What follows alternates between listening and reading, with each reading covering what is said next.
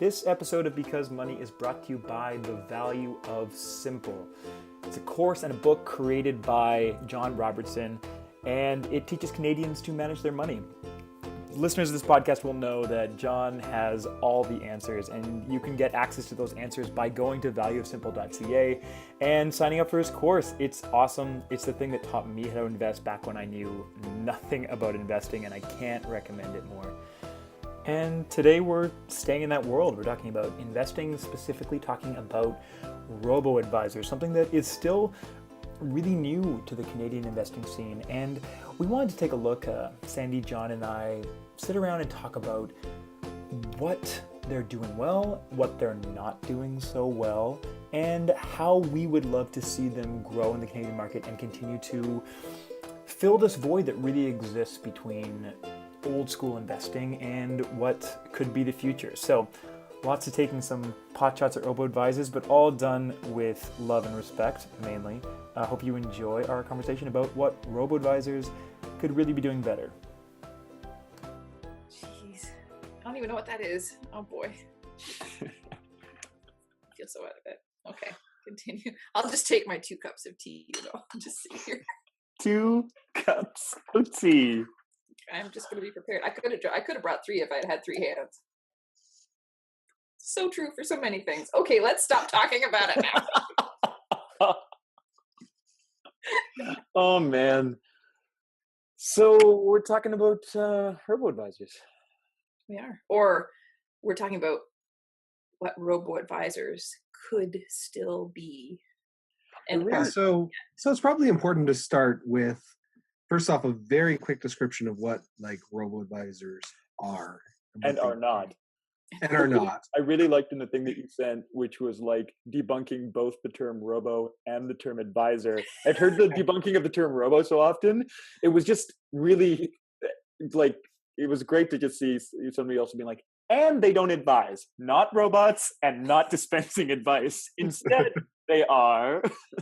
Yeah, so it's more like semi-automated portfolio management or online portfolio management, where you go and they're going to give you a portfolio. So they're going to get your money invested for you. You're going to just have to be like, I have this sort of risk tolerance. And they'll be like, well, this sort of fits this portfolio, or we've custom designed a portfolio for you that fits that risk tolerance. And then you throw money at them and they get it invested. And there's very little advice beyond that unless you specifically ask for more. And some of them say they'll provide some more advice. But even then, it's not quite the same as going to a fee-for-service financial planner and getting an entire package done. Yeah. If the one end of the spectrum is paying for advice and just advice, nothing else, and then you've got, I don't know, what's the other end? And not paying for advice and not getting any product somewhere, they're closer to the just product thing. Yeah, just pure do-it-yourself, grab a product and then invest in it all on your own with a discount brokerage account or whatever. Yeah. So they're sort of occupying that middle ground. And I suspect that we're going to say a lot of potentially negative things through this episode and things where we hope that they could do better. But to make it clear up front, it is really nice that they exist and they are a good option for a lot of people. And of course, if you need to compare them, there's a tool up at autoinvest.ca, which helps to get through the complexity, which is one of the things we're going to talk about, is that complexity. And past listeners to this podcast here might remember that John and I built that, and it's not ours anymore. So I feel like I need to make that very clear. That's not a thing we do. You birthed it into the world, and now it is independent, not of people completely, but of you. It's moved out of the house. Go forth. It's not even invited at Christmas. It's not even Easter? No, maybe Easter. For the ham. I feel like we're making commentaries about what my children are going to be. They can stay forever. I think you made that jump all on your own, honestly. Very clearly did. You jumped there. So we're talking about Robo-Advisors. We're also talking about, in case people have seen ads, it's Wealth Simple. They advertise all over the place. What are some of the other ones that people have heard of? Wealth Bar, Nest Wealth, Advisor, Modern Advisor, Responsive, Portfolio IQ, BMO Smart Portfolio, Just Wealth, and I'm probably missing somebody. But this is the fun new game that we can play. I think BMO was Smartfolio. Smart. Did I call it Smart Polio? That's a different advisor. If they can call themselves Robo-Advisors and it doesn't apply at all, why not call themselves Smart Polio? The words don't matter. Words don't matter. Nothing matters. It's 2017. So you guys both like Robo-Advisors. It's not saying that I don't like Robo-Advisors, but you guys are fans of the idea of like what they're doing. But there's some disgruntlement as well. Like the idea that they're still new, right? Like you're talking about 3 years. Like when you wrote your book, John, you were saying that like they didn't really exist. They didn't exist when I wrote it. And that was not long ago. Launching that summer and fall. Yeah. Like as I'm sending the thing off to the printer, they start cropping up, and I'm like, oh, geez. No, thanks. Yeah, that would have been nice to have included. Well, look, none of us. So it's really easy to sit back and say, you're doing these things wrong. None of us started our own Robo-Advisor like that. Well, one of us had plans to and then didn't. It's not me. But so it's not, so I mean, it's a really good caveat to begin with that I don't think anybody should say, they're kind of down on Robo-Advisors. I mean, I just talk to people all the time and send them to Robo-Advisors and other things. So what's the problem? Is it the fact that they're over-promising and under-delivering? Is it the fact that they haven't evolved the way you would ideally love them to evolve? Isn't that the problem with everything? No, it's not. There was a very obvious hole in the market for a specific kind of consumer, and that specific kind of consumer is like by orders of like enormous amounts of orders of magnitude. That's the most common specific type of investor, somebody who, needs that rebalancing automatically, needs somebody to tell them what portfolio to buy, but needs something systematic and needs it to be maybe not the thing that's available in their small town. So it has to be online and available everywhere, right? Like that was it. It's a big market, but the problems, they can just throw money at it too, like so that they don't have to manage it and all that. Like the sort of problem that they go to their bank branch advisor and try to solve, where they're like, I need to get my money invested, and then how do I do that? And then they're paying all these embedded commissions for planning and advice that they don't really get. They're really just going in and getting a portfolio and then throwing money at it and paying relatively high retail markup to do it. And there should have been a better model, and they've come along and introduced that. Yeah. So the thing is, it was so obvious to us, it seemed like, which is why when they, like in the fall of 2014, the fact that these things actually existed in Canada was so exciting because we thought, you can plug right into there. And they did. And that's great. And there's lots of room for improvement. And I hope that they do it. But the things that to me seemed really obvious in the fall of 2014, like you have the chance, you don't have legacy systems, you can redesign. Yes, you all have custodians that develop, like that send out the statements, but you could design the way that you tell clients what's going on in their portfolio. You can create all kinds of behavioral nudges that don't have to be really complex or anything, but like, and John's going to talk about like time on app pretty soon, I know, but like, they had a real opportunity to design something that wasn't just, hey, we're better than the banks.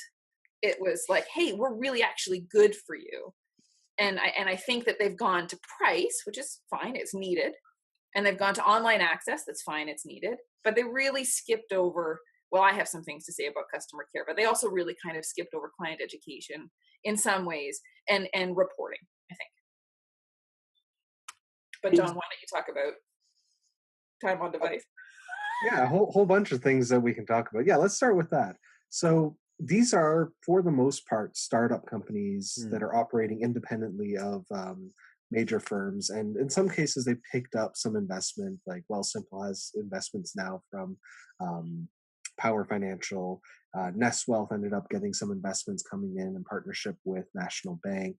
But for and some of them started as sort of spin-offs from larger brokerage firms or big branches, such as BMO Portfolio or Questrade Portfolio IQ. And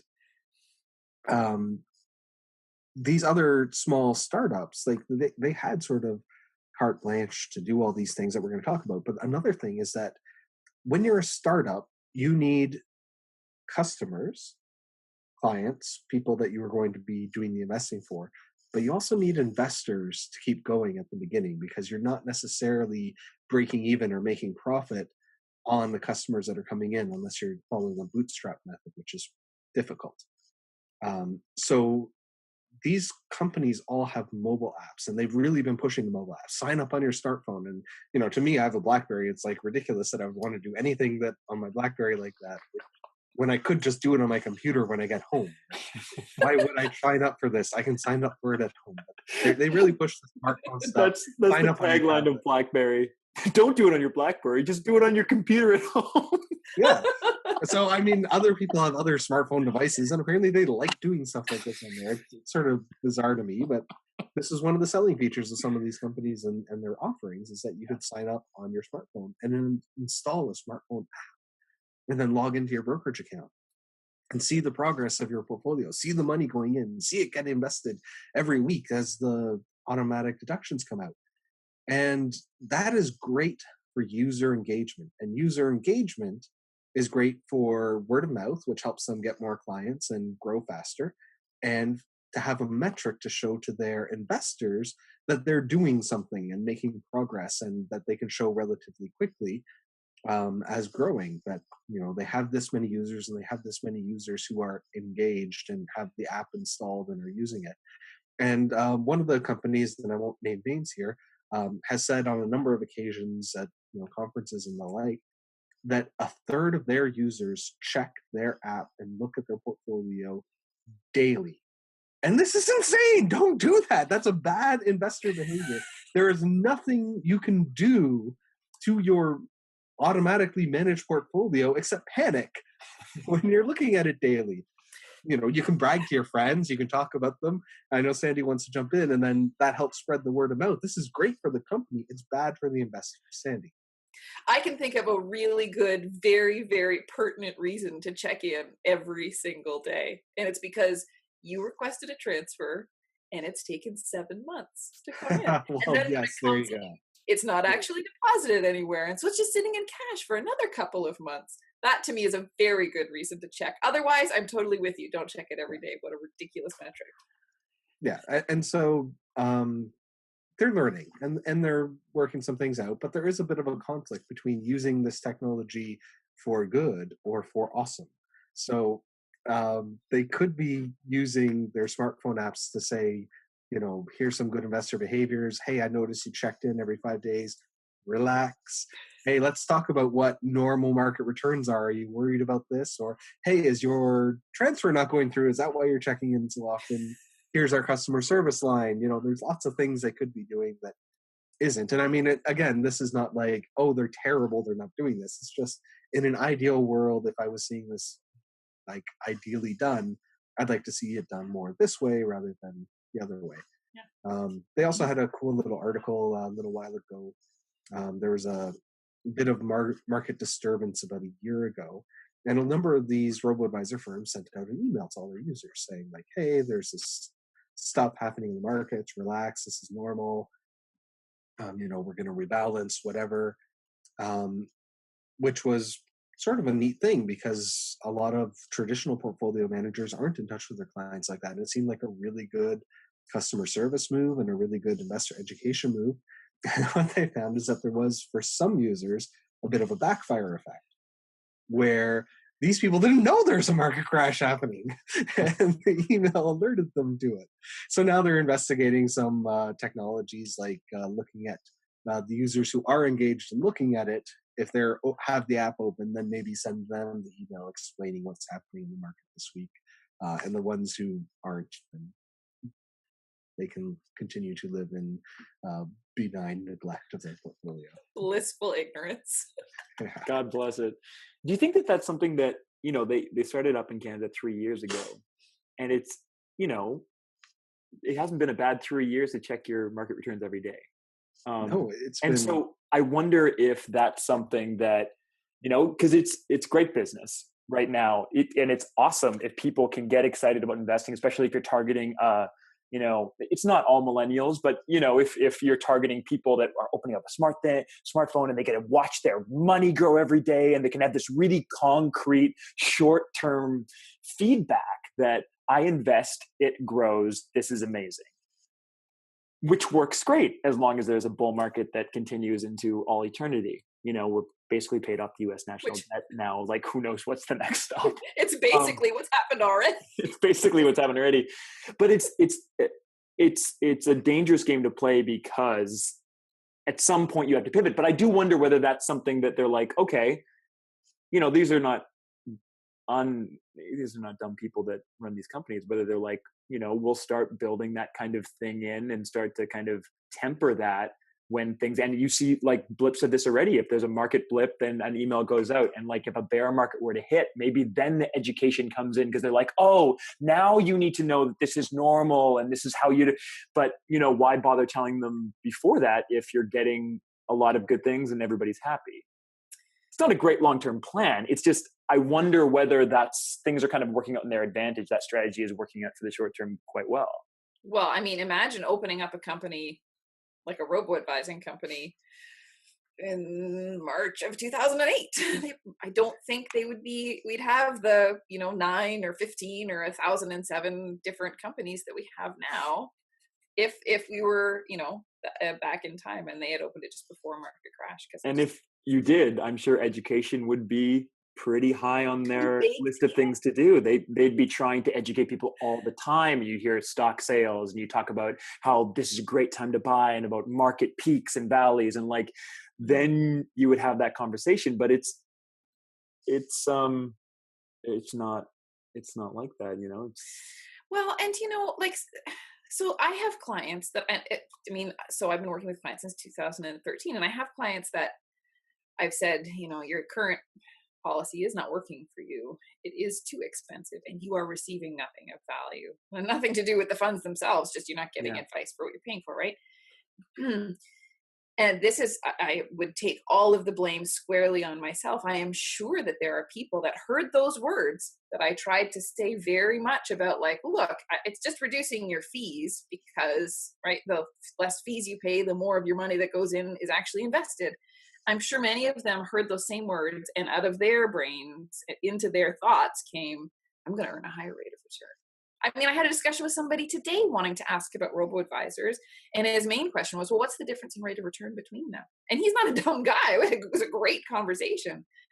But there is that feeling that, well, it was the same thing when people were moving into passive investing 4 years ago. Like, well, they've been doing it for longer than that, obviously, but I'm going there because I want better returns. Well, no, I mean, yes, but no, not really in the short term at all. Yeah, and it's almost worse in some ways with some of the robo-advisors. And again, it's not necessarily their fault, and it's a hard problem to solve. So again, I'm not trying to heap blame on them here. Just ideally, it could be done better, but not angry with them, which is just understanding for their clients what market returns are like, what volatility is like, because there's a lot of people. Markets are super calm at the time of this recording. Like, volatility is the lowest it has been in my entire lifetime. And still people are coming on and going, I lost $5 today. What is this? I thought it was just like a savings account, except instead of earning 2%, I'd earned 6%, because they projected this like nice, really super smooth graph of what my returns would look like over time. And it just went just like that, just perfectly smooth linear projection into the future. And some people are not seeing that as, oh, we're just comparing, all else being equal, we're just comparing these two potential options, high fee investing versus low fee investing, or whatever the particular graph is that they're showing, versus like, this is what it's actually going to be like.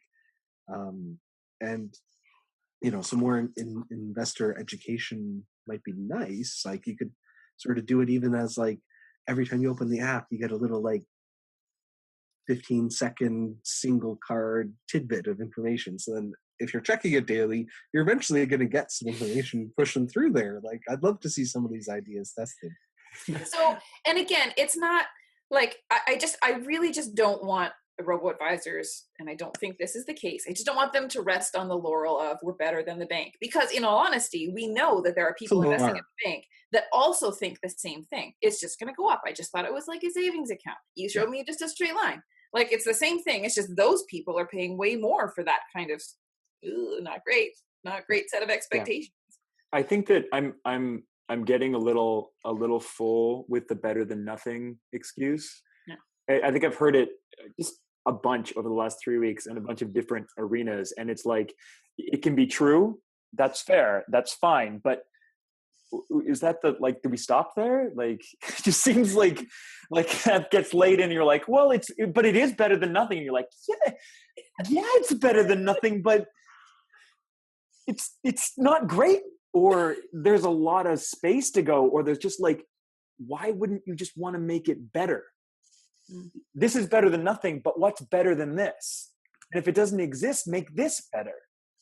And not like, you don't have to be an altruistic hippie to want to do that. Like, I'm sure that there's a really compelling market plan for preparing your clients for a market crash, for a recession, for a dip. Because this strategy, like, that's really, it's kind of scary what you're saying, John. Like, if you've got people that are seeing it and saying, oh, it went down $5, and they're expecting no risk savings account type returns for whatever reason, no matter what they've been told, like, it hasn't sunk in that that's what they're doing, you're risking a real blowback, and you're basically convincing some of these clients that really went away from investing for whatever reason after 2008, they have just had a bad idea of that whole market. And maybe you're tempting some of them back into the world, but if they don't understand what's going on, it's really dangerous for your business model. Yeah, on the flip side, that is one of the potential benefits to checking everything daily, because you will see those really tiny movements that you should be ignoring. But if you didn't have any idea before, true. At least better than nothing. You're figuring out now, oh, there is volatility here. Now it's time to figure something out and start to understand this. Whereas, as Sandi was saying, like, there could be a lot of people with the traditional bank branch sales model that have the same ideas and just weren't able to check every day. And then when their annual statement came in, as long as you weren't in the middle of a huge bear market, each year you would see it generally go up. Yeah. And that's actually a really cool... working according to plan. As long as I only once a year, you have pretty good odds of being happy with what you see. That's true. And I think that it gives people, beginner investors, I'm assuming that people who check often are beginner investors, which isn't probably all the case, but to give them a better idea of what their risk profile actually is. You do that risk survey that means really nothing to you, but if you're watching and you get a stress spike every time your thing goes down $5 and it's really bothering you, and like, you've just learned something really important about your relationship to risk that you can communicate to people better and maybe come up with a better portfolio investing long-term strategy option for yourself. I think we need to hook it up with like the iOS health information, so that when you're logged in and you see dips and spikes, it can correlate and say like, whoa, I really noticed. I mean, it's a huge invasion of privacy and I would never ever sign up for it. Then the chatbot appears and is like, you do not have a high tolerance for risk. Your phone just told us, so yeah, I'm sorry, you can't override this. You have been transferred to a pure cash portfolio. $1 million idea right there. It's a 2 cups of Guys, tea. Are we starting a Robo-Advisor?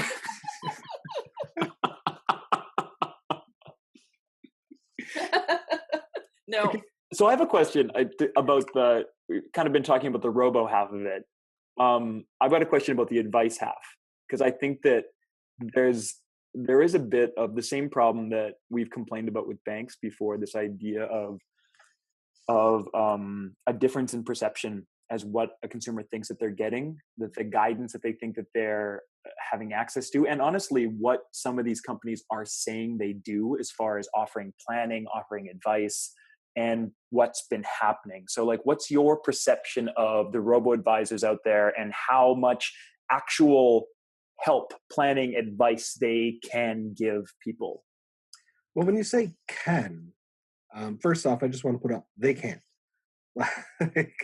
They don't charge enough to be able to pay people. And this part is not automated yet and is still probably several years from potentially being automated.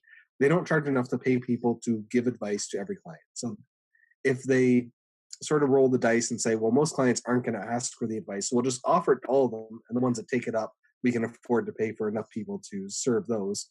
That can sort of work, but it's certainly not that everyone is going to get a high level of advice. And I have to say that any of the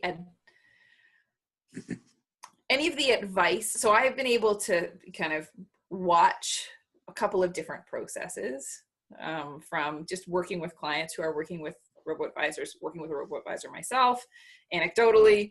But hey, I wanted to ask them about X and they told me Y. I just haven't been, because the people who are going to looking for the kind of advice that I would normally give from a Robo-Advisor aren't talking to me about it.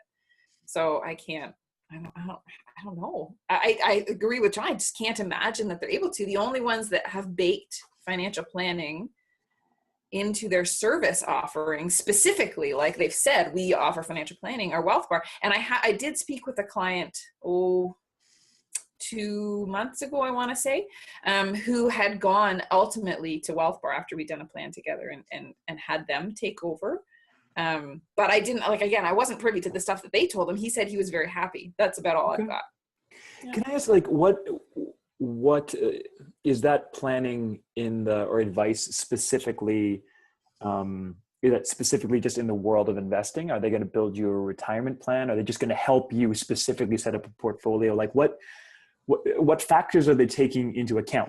We come from a little bit the pure advice world. So we it's harder when you start layering different ideas in. So we come from the idea that, you have to take in all the factors of somebody's life before you can offer advice on anything.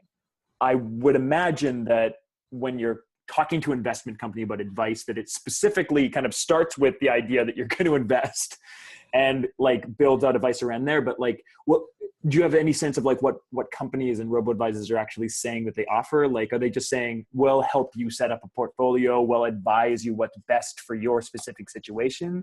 Or are they building plans? Wealth Bar says that they do financial planning. Other than that, nobody else says that specifically. Others say they give a measure of advice. So if somebody says, hey, I want to retire at age 65 and I want to have X amount of dollars, I think most of them probably, and again, this is pure speculation, but I'll bet, if I had to bet, that they have some kind of calculator tool like they do with the bank, right? You go into the bank and you say, hey, I want to retire at 65 years and I also need to buy my RSP this year. The person sits down and says, how much do you want? Let's assume you're going to get the average amount of CPP. Let's assume that you're, going to get X rate of return and you're going to live till X date. And they just that's just time value of money calculations. So anybody can do them. And to go back to better than nothing, now that's, obviously it depends on a lot of assumptions.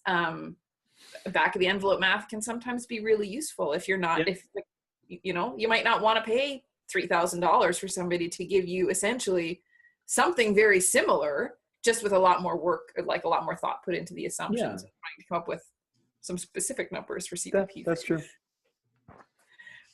So so it might, and those people might get, they might get encouraged to actually save at a rate that they might not otherwise have saved at.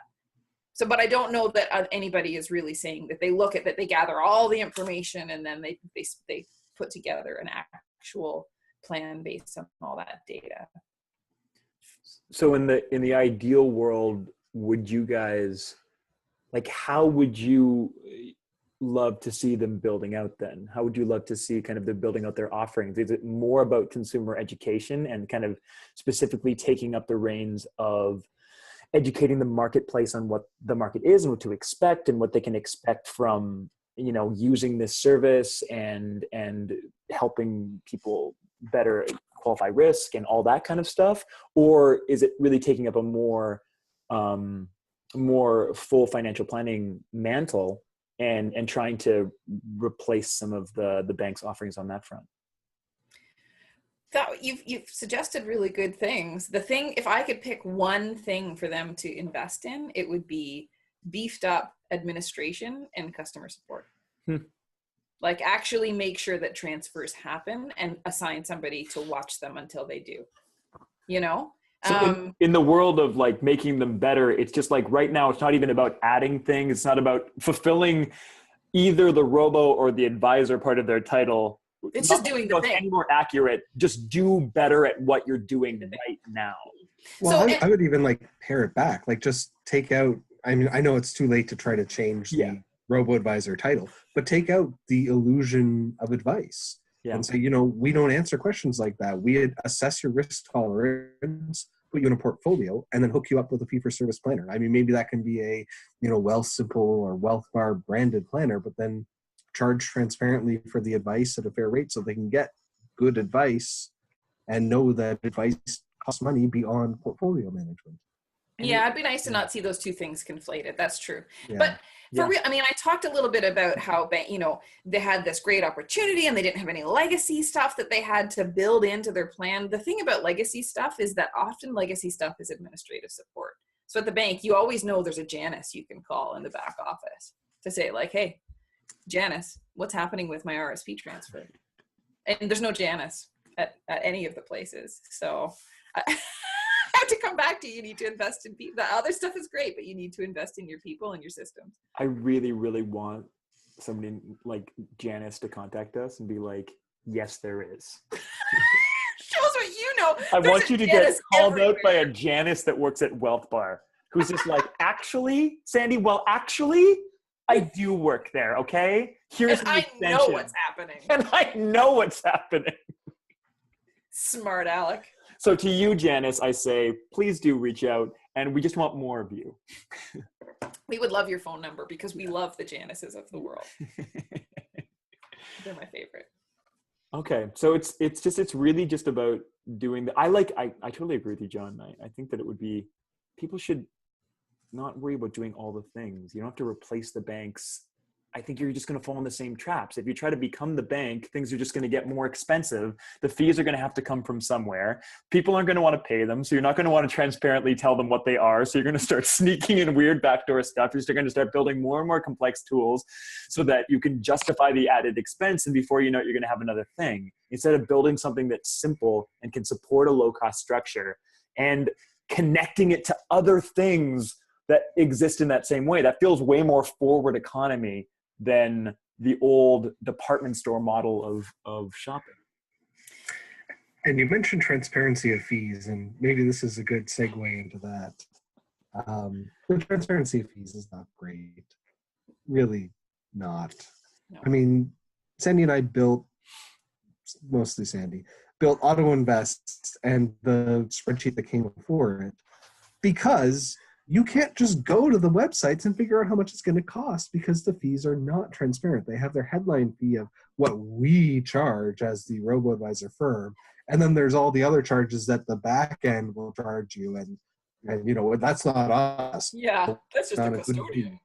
Yeah, but I mean, if the custodian's charging fees to the clients, if the underlying ETFs have management expense ratios, their own fees that are getting charged to the clients, I mean, you should be upfront about that. I'd love to see them have the all-in fee there.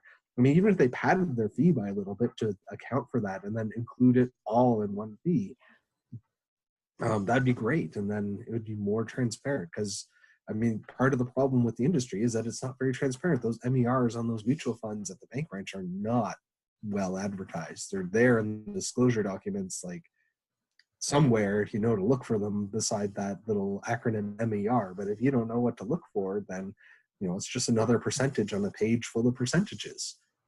And it would have been great, like, if you're creating a new model, to be more transparent about that. And I would just have loved them to have that. And I really like the idea of changing the model for things like flat fee advice versus percentage of assets under management and the other things that they can do. But it's also just kind of crazy that it's like, yeah, we know we're doing this whole new thing, and we only charge 0.4%. Oh, by the way, all the other fees are as big as our fee. That's a headline fee. Like, what you're going to pay is almost double. And the thing is, so one of the reasons that we built the calculator, and it wasn't mostly, I mean, part of, anyways, sidebar, different story. But one of the reasons was, we looked at the website, couldn't figure it out. And then on top of that, I really wanted to know, this was a proxy for what client care was going to be like. I wanted to know what the response rate was when we asked questions like that. So like, how much does that cost all in? Well, do you do RDSPs? And lots of people had great response rates. That's the problem. Everybody had great response rates. But what they actually told us wasn't the whole story. And I don't think it was people trying to lie. It was just like, oh, you didn't actually ask me that directly, so I won't put it in there. So we, who are in contact with the back ends of these companies, well, some of them are real back ends, asking real questions that clearly we want to know, and still sometimes we get an email from somebody saying like, hey, I just opened up my statement or whatever, and I found out that there's this fee being charged now, and we didn't know about it. Like that, come on. Well, that's not even just being lazy about it. That's just like choosing to not tell people. That's a bummer. Yeah, it made me angry. Do you think that this is like, you know how in Europe they put the tax in the price? You know, the sticker price includes the tax, and then they don't tip. Like tipping is so much of a less of a thing. But in North America, we try to get the price on the page as low as possible. But then there's all this other added stuff. Like it's across the board. You're like, oh no, you have to add 13% tax. Oh, and also there's an 18% tip. And you're like, so it's... Yeah. We're at like airline levels of terrible here in this industry, which is awful. Like the headline prices could be like half of what you end up paying. This is crazy for a new industry that could be so much better. And it's still not that expensive if you throw it all in there. It's still super competitive. Right? Well, that's the thing too, that like, I just wonder whether if somebody was just really, everybody's like coming off as transparent. That's the thing. It's like they have the reputation of being transparent because they're better than and you're just like, just because isn't transparent kind of an on-off switch? Ugh. Like either you're transparent or you're not. Like it's becoming a word like authentic. Mimi hates it's becoming opaque. Like she just thinks the word authentic is just the worst. It's just like some douchebag wearing a hat, and that's what authentic is. But like transparent's almost the same thing, where it's just like you're either being transparent or you're not. Like, is there a shade? Like there's gray here, but everything that's gray is not transparency. Or am I being ridiculous about that? Of course, No. it's just it's such a thrown around word now. Like, oh, we're so transparent. Yeah, transparent pricing. Well, do you mean that you wrote it down somewhere? And that's transparent? Because I don't agree that is transparent. If somebody listen, if people have to build a calculator to figure out how much it costs to use your thing, and it takes like multiple rounds of information gathering to get it right. Like, it's not even like we went through the footnotes, the small print on the website, or like it's not there in a lot of cases. Yeah. You got to go through multiple pages, and even then it's not all on the website. Sometimes like some of these other little hidden fees are hidden. Not pleased. So is that going to change? Like it's not, right? That's like, unless there's consumer pressure, why would that change? So that's the thing. I naive, very naive. I thought they were going to like Elon Musk it. Like, okay, here's the gap in the market. We can build anything we want. Let's start from first principles and then build it backwards from there instead of, and I understand. I mean, look, there's the securities commissions and there's the custodial structure. I mean, there's not like there's a 15,000 custodians to choose from. So there's a bunch of different structures that of course have constrained them and boxed them in, which right away they can't build something from scratch, brand new, totally different. I understand. But when the market was brand new and they could have, they didn't, to whatever extent, barring what I just said. What is the incentive now? So if there's not, let's just say there's 11 different companies. I don't even know. There's 11 different companies. And one of them says, no, we are totally transparent. Here's all of our fees. Some of them I'm sure are doing that right now. Now that I don't have the headache of that calculator, I have no idea what they're doing or saying anymore. And I couldn't be happier. I learned what I wanted to learn. But so like, what is the incentive to get so much visibly better that people are not just saying, oh, I guess that's better than whatever. It's way better. Because I have to tell you, I'm not totally sure that the people who really need this service know that they need it and know that they deserve something better than what exists now. because they never did. They never knew that before. And I have to say, this is a kind of a sidebar again, back to customer service, but the people that I have sent to Robo-Advisors needed me to convince them that that was a better option. Not just, I didn't send them to just one. I mean, I always talk to people about, well, if it's like this, then this, here's the spectrum, this is what you could do, and here's what's involved. Fine. And they narrow it down and we talk together, and then they go on to the one that they've chosen, right? It takes a lot of emotional energy to move from, I didn't know I had a problem, to now I'm moving to a thing I've never heard of. And if the very first thing that they experience there is, oh, I didn't know that the transfer didn't go well, or they didn't call back after they said that they would. Those are the only hallmarks of like reliability that people know about. So average people who need this service know that they can go to their bank in person and see somebody to complain and get an answer and have the paperwork done and have Janice take care of it. Yeah. And if the first thing that happens is none of that stuff happens, then what these robo-advisors are asking, the general population that needs them, is they're asking them to trust us because we made a better thing, and you should appreciate that. And whether we didn't return a call or whether we didn't do the transfer right, you should still just appreciate that we made a better thing and it's better than the bank. And that, to me, if that's already the attitude, and again, that's anecdotal, it's based on my experience with only a handful. I'm sure they're not all like that. I'm sure the ones that I'm talking about aren't like that all the time or most of the time. But the people that I spoke to are off of Robo-Advisors. Yeah. And that's a shame. And so I don't see the incentive to get radically transparent and radically better, because the audience still thinks that as long as a Janice is there and they can walk into the branch, that everything's fine. Well, maybe the audience, like, we can't tell people that they're wrong for wanting what they want, right? Like, if you want to talk to a person in person, then Robo-Advisor is probably not going to be great. Like, if you're going to hang your hat on that, like, that's there isn't an option in that specific world for you. You know, that's just how it is. But I like that a lot. We have a similar problem in the arts. I won't go into that whole thing, but it's just like, sometimes you think that the problem is the product, and a lot of the time is there's a communication issue, and your ability to communicate constantly and to really treat people like people. And I think that's where the idea of like the robo part of Robo-Advisors really works against them, because people do think that it's really automated. And if they can't get a hold of a person, if they can't, on the phone, they can't have a personal connection, they can't have a person to ask them, then it's so easy to write it off immediately as, oh, this isn't the right fit for me. Yeah, although, I mean, again, this is the thing that Robo-Advisors always say. There's always a person. You can always get a person. If you, just like any other help service that most of us, I think, or anybody that uses on, the internet now, we're used to looking for the chat button or the contact us or the help bar. So anybody that's not used to doing that, no, I agree. They really, this is probably not the service for them. Find Steady or something else, right? But we know what to expect from our online experience, but it doesn't jive with what we also expect from our wealth services, financial industry experiences. Those two things, online things and banky type things, different set of expectations, and or not totally, but the markers of reliability are different.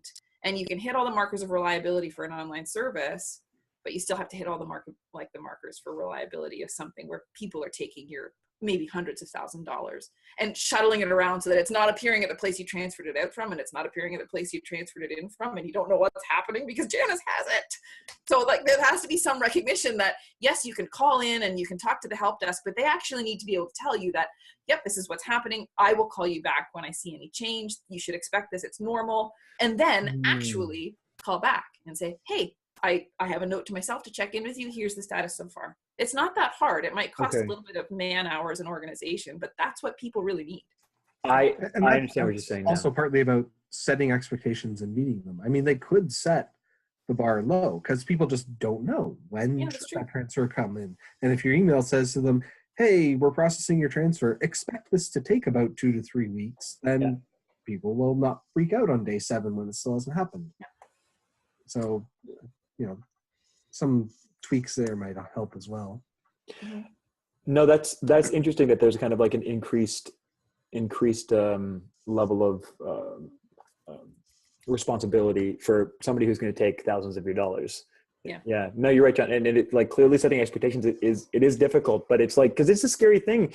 And we use Knightsbridge for currency transitions, and I have a bunch of clients then, but like, it's scary the first couple of times when you've like met this person online and they're really nice on the phone. I've always had really nice customer relations with Knightsbridge, but you're like, they just take the money out of your account. It's just gone for 2 or 3 days sometimes, and then they put it back. But it's just like, for clients that haven't experienced that before, you're like, okay, company on the internet, now you have it. But like, that expectation is set up really clearly. You know, you should wait 3 days. I've never had anybody kind of complain in a limited experience, but like, you do need to spell it out really clearly, because it's people's money. They've worked for it. And I mean, Maybe. to use that specific example, you know, you can't control, often the receiving institution is not in control of any of the steps of the transfer up until the point where you actually can see it deposited to your account. So again, it's not like, you know, if in 3 weeks go by and the transfer is not done, you should definitely ditch this guy or this Robo-Advisor or whatever. But it would be, we all have the experience of calling whatever, someplace that you can't walk into, Amazon. You know, I've had great experiences receiving things from Amazon, but I have had to call and follow up on something and have a promise that it would be followed up on internally, and then not be called when they said they would.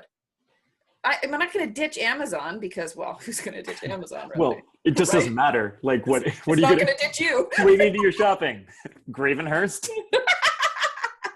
Shut up. But that's it. You can't go there. You don't know their name. You know that more than one person works there, and maybe you don't even, nobody has a record of. So you always, like when you called Bell, you used to write down there, like, what's your number and how do I get a hold of you? And in how many days is this going to be a problem?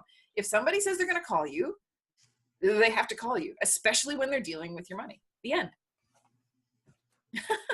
To speak to a very specific example. Yeah, but I think it kind of speaks kind of in a larger way about what you guys are talking about just how they can do better. You know, it's not necessarily about changing the underlying model. It's not changing what they're doing. It's not changing the need that they're fitting, but it's about really concentrating on some of the little things, because the little things matter more. Things like actual transparency, things like that kind of customer care and just real responsibility of setting up a new market, setting up expectation so that market can grow, because it's good for a big sector of Canadians. Is that fair to say? Yeah, I think so. So it's just like, it's to say, it's to say you can be better. You know, it's not none of this better than that, better than this, just better, period. Yeah. You know? Oh. So we mentioned some of the fee complexity, and part of that comes from portfolio complexity. So these robo-advisors, they're not mutual fund firms. They're not offering an all-in-one fund. They're offering a portfolio of exchange-traded funds that they are having the custodian buy on your behalf from their direction. So these portfolios that they're setting up, all of them are way more complex than what I recommend in my book, what Canadian Couch Potato has on his website, what Justin Bender has on his. Like, most portfolios set up for human index investors have 3, 4, 5 funds, and that's all you need to get like massive global diversification at really low cost. And actually going with smaller number of more diversified funds tends to get you lower fees. Yeah. Most of the robo-advisors have funds, like some of them have 5 or 6 or 7. Most of them are 7, 8, 9, 10, 11, 12 exchange traded funds in a portfolio, which is a fair number. And as they're slicing and dicing there, that tends to be increasing the underlying costs of those MERs, because the smaller sector funds tend to be more expensive than the giant broad market funds. So if you're trying to slice into this portion of large cap US equities and this portion of small cap equities and this portion of real estate investment trusts versus just one all market fund, each of those funds, first off, you have to manage 3 funds and all the rebalancing that entails, et cetera. But then each of those funds tends to have a higher expense ratio for the fund itself than you would if you just went with the broad market fund that has like a 5 basis point fee. So these complex portfolios also lead to other issues. Now, for the most part, complexity doesn't have a cost when it comes with a Robo-Advisor, because the Robo-Advisor manages all the complexity in there. That robotic part for the rebalancing and whatnot takes care of it. And if you're in a TFSA, RSP, there's basically zero costs to having complexity in a Robo-Advisor. It can lead to some marketing issues where is the complex portfolio really actually better for the individual? Or does it just create an air of sophistication for the Robo-Advisor? You know, and I don't want to come down too strongly on one side of the debate or the other. Do it. I'm leaning towards the side that simple is better, even if you're not a human trying to manage it yourself. That, you know, the bigger, cheaper broad market funds are probably better than trying to slice and dice these portfolios that some of the Robo-Advisors are doing. And that it sort of gives this air of sophistication and mystery and like, look how much work we're doing for you when we're managing a portfolio of 12 ETFs. Whereas if they put up like a straight out of Canadian Couch Potatoes website 3-fund portfolio, people might say like, well, I can do that myself. So it sort of makes their value proposition look a bit better. But at the same time, is it really delivering value for people, especially if it ends up costing more? Is that extra cost of those underlying funds better? And so this is one part where the Robo-Advisors have been doing a bit better over, again, just a small number of years. Yeah. They've rejigged their portfolios a few times, moving, for the most part, to cheaper funds. Okay. Because when some of them first launched, they were like just as expensive for certain levels of investor assets as something like Tangerine. And people are like, why do you still talk about Tangerine in your book, in your course, when Robo-Advisor's here? I'm like, well, until recently, some of them were just as expensive because the underlying funds they were using were so expensive. Yeah. Now, I mentioned TFSA and RSP and RESP as well. These are registered accounts. Complexity is basically free in there because you don't need to track and you don't need to report. So the only complexity you have to manage is actually making the trades and doing the rebalancing. And if Robo-Advisor does that for you, the complexity on your end as the investor is basically free. Taxable accounts, non-registered accounts are a different story. Dun, dun, This dun. is an open question that I still don't have an answer to, is whether or not the Robo-Advisors are going to do your tax reporting for you or not. Wait, Because they don't know? I don't know. They say they will. Oh, yes. No, Oh, yes. they No? say they will in things like Reddit or other forums. Yeah. None of the websites that I've checked actually says as one of their deliverables, as one of the advantages of the product, that they will report your taxes for you, that they will do your adjusted cost base and give you like a template Schedule 3 to put into your taxes. They don't commit to that on their own websites, only when they're talking in forums and the question comes up.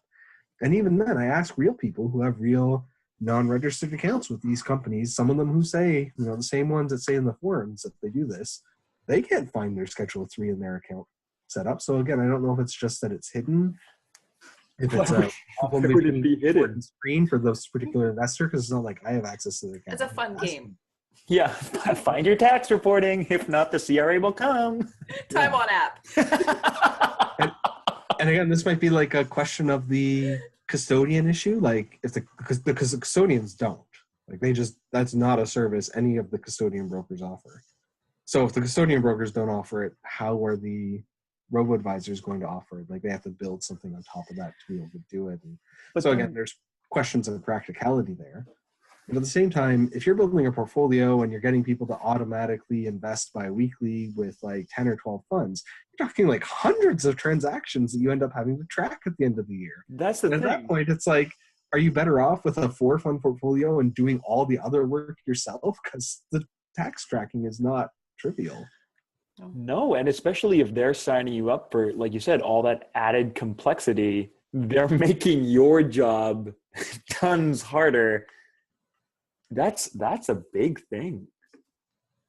Potentially. So, Is it- I mean, I've got zero reservation for a lot of investors recommending them if they're investing wholly within Registered account. RSPs, TFSAs, RESPs. Yeah. And for a large number of investors, that is all they're investing in. Yeah, So it's just, for sure. just not a concern. But a few people have non-registered accounts, and I don't know the answer as to whether or not they're going to track the adjusted cost basis and report all of the realized gains for these people when tax time comes in a form that they can use conveniently. Is this another bet? Like, is this a bit like the advice bet where like everybody won't ask for advice, so we can probably afford to do it? Just like at this point, since it's such a small amount of their people. So like if anybody complains, maybe they can put it together, but to have the actual person power to like, I don't know. Together that tax stuff. I can't definitively say that they don't, but I know that they're not committing to it on their website. Interesting. No, that's, so I don't know. That's really interesting. Do better. Well, that sophistication and complexity thing is such an interesting thing. Like selling yourself is, you know, it's simple for you, but it's hard for us. Oh, it's hard. We work hard. Like there's 12 of these and we're snipping things and moving them. And it's just, don't even worry about it. Like it's really cheap. It's transparent. Just give us the money. Like that's what the banks have been doing for a long time. It's been working out fine for them. So why not? Maybe all the robo-advisors are like, hey, you know, people don't like banks. So let's say we're not banks. We'll just act like the bank. But we won't be banks, and people will like us. Yeah. To be fair, the banks do make a lot of money, and I do not. So I'm listening to your market things. Yeah, it's true. Of course, you're not one of 6 people that can do the thing you do. So I think they have a leg up. Actually, with John, I'll bet you he is one of 6 people. I think he is. It's just that it's not legislated. He just doesn't issue dividends. Yeah, there it is. If you could do savings bonds, can we do that in our new Robo-Advisor? Be like John. It is really interesting to me how like financial institutions just double down on the complexity of the products and then assume that the behavioral things are simple when almost the reverse could be true in a lot of cases. You could make a collection of quite simple, straightforward products, even though there's complexity when you're talking about, you know, taxation is going to be complex to an issue. Insurance has complex issues, but things could be simpler there.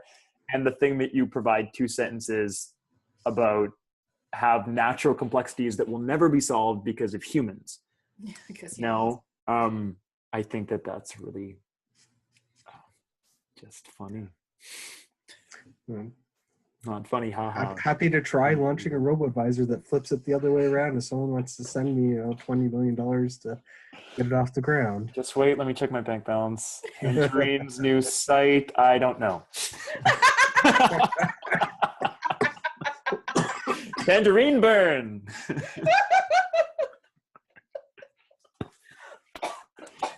Oh man. Yeah. You've killed us. So that's actually like, if you want something that's automated, Tangerine's actually like basically the proto Robo-Advisor, the Robo-Advisor, because they've been around for years with their all-in-one funds. They make it super simple. They've only got 4 funds to choose from, so it like forces you to not stress over the exact splitting of your asset allocation. You're not splitting hairs there. They just divide it amongst 4 asset classes in 4 different ways, and off you go. And you know, they charge more than pretty much all the robo-advisors do. At less than the banks. Less than most of the big bank funds, though. And if you have a taxable account, they do the adjusted cost-based tracking for you because it's a mutual fund structure. Mm-hmm. And rebalancing is not a realized gain when it happens. Whereas all these little rebalancing transactions where they have to sell something that's up to buy something that's down, that happen perhaps automatically. For the most part, the robo-advisors attempt to achieve their rebalancing goals just with the new money added, but sometimes they do have to sell things, and whenever they do, that's a taxable event whenever you realize that gain. Whereas when it happens within a single fund structure, it's not a realized gain. So for some people, like I'm like, if I don't know the answer about whether or not they're going to do all this tracking for you, and I know for a lot of people the tracking is that bridge too far for DIY, go with a robo-advisor to save on some fees for your RSP and TFSA, And then if you do have a non-registered account that you want to get investing, Put it in Tangerine. I mean, paying a little more to go to Tangerine can be a good way to go, because it does really simplifies that. 1.07 at Tangerine, I would still send people to Steady Hand before I'd send them to Tangerine. Well, and Steady Hand's another way to go. And same thing with the mutual fund structure. They're going to know your adjusted cost base and report it in your book value, whereas funny things happen with ETFs. Yeah. Funny things happen with ETFs. I feel like there's something. There's a children's book there. I think that there's like, the more you guys talk about it, I'm so on board with the opportunity that these companies have to educate people. Like, you just have these really great chances, especially with time on app, especially with the fact that people use the weirdness that people are interacting with their thing all the time. I love your 10-second, 15-second, like, video. And like, some of these companies are getting really good at advertising and really making interesting materials and making interesting stuff. I don't know if that's good business for them. Like, really, if it's the best use of a resource allocation, but I think it's really interesting. It'd be so interesting to be able to kind of take snippets and teach them about taxable events. Oh, as I say it, I realize that most people won't find that interesting. But when it's your money, maybe they will. Like, when it's your money, you can say, hey, look, this just happened. This is what rebalancing means. This is your money. This is how we rebalanced it. That would be hard to do. But I bet that there's a way to do that in the kind of midterm.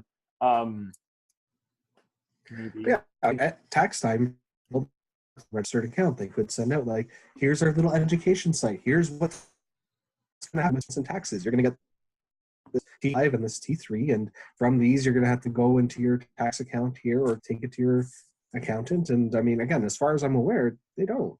It'd be lovely if they did, but it'd be a huge amount of value right there. It would be. It'd be huge. And back to transparency of fees, why can they be beat? Like, isn't this the lowest? Like, you're still talking about the Robo-Advisors being the lowest cost way to deliver these kind of things, right? So if you can't be beat by anybody, if you're offering the lowest cost thing, like, everybody's working with why have I forgotten the word? Not Custodians. Custodians. There it is. So it's just like, that's going to be an issue across the board. Yeah. So to some extent, I mean, you can see it from their perspective, which is they can't control that fee. So if iShares, if Vanguard, who has the ETFs under their portfolios, changes the management fees for their funds, that's going to immediately affect their clients, and then they have to communicate that. Whereas if they don't include it as part of their fee, then they just leave it up to the custodian and Vanguard to pass along that information. And then the custodian could charge fees too that, again, they can't really control. Like, the custodian could charge some weird trading fee or some weird, like, report generation fee. But don't they select the custodian? There's not many to choose from. There really isn't. So So you're right. So if there's not many to choose from, and there's 11 different robo-advisors, why wouldn't you just say, look, this is how much it costs to invest with us? And I think actually one of them is, some of them are still trying to find who their ideal people are. Like, you can sit and say, these are our people. So this is what we've built our model around. Yeah. And then realize that actually the people that are coming to us are these people. So we need to, and I think a lot of them are trying to shake out for the young. Why would you? There's not loads of money there, but I think it made the most marketing sense. Like, go for those young people. But, try to convince generations that don't have as much experience with this kind of model to move their retirement funds over. Like, I'm sure there's people that do that. It's just, that's a different kind of sell. But, I mean, they could just say, instead of like, oh, for this portion of your funds, it'll be 0.5%, and this portion 0.4%, and this portion 0.3%, or whatever their fee model is. They could just say 0.75%, and then 0.65%, and then 0.55% for those various tiers, and then just eat the MERs and the various custodian fees within that, and still come out basically where they are today, but then be like completely transparent. Yeah. Yep. I guess the real question is, and I'm sure that they're trying to answer this, is whether there's value in disclosing that, whether it behooves them. Yeah. Who cares about fees except for us nerds, right? Well, who knows? Like, I don't know. I don't know what consumers actually care about. But at the same time, a lot of the question is that a lot? So, I mean, the question will come up a lot, the same, whether it's, 0.5, 0.4, or 0.7, 0.8, 0.6, like. Well, and the thing that drives me crazy too is like fees in a vacuum. Fees for what? Like it has to be two things, right? Like you can't just talk about prices like, oh, it's $8. Like the question right after that is, what's $8? That's a great price for a flight to Paris. It's a terrible price for a peanut, like, so it's like, what are you getting? Here's the fee. Here's what you're getting. Then can you make a decision? Like it's and the connection between those two things. And this is why the calculator was so valuable, because you could actually compare different companies, different models, different over specific offerings, your money, and you could quantify it and say, this is what I'm getting. This is what I'm paying. Now I can make a decision. But other than that, like it's fees in a vacuum is a terrible name for a movie. I would watch it. Fees in a vacuum. You would. I think that maybe you would be the one that would watch it. Yeah. Maybe isn't the right word there. John might give it 5 minutes, but it would be bad. He would probably turn it off. Or be starring in it. It is one of the two. I'm here for that. I'm really here for that. Oh, man. All right, that's all we've got for you today. If you liked what you heard, head over to iTunes and give us a really good rating. That really helps people find us. That would be awesome. And if you loved what you heard, why not check out our Patreon page, patreon.com/becausemoney, and lend us a little support so we can keep doing what we're doing. I am Chris Entz, and you can find me over at rags2reasonable.com. I'd like to thank my partners in crime, Sandi Martin, who you can find at Spring Financial Planning, springplans.ca, and John Robertson, who you can find Value is Simple or his blog, Blessed by the Potato, which is holypotato.net.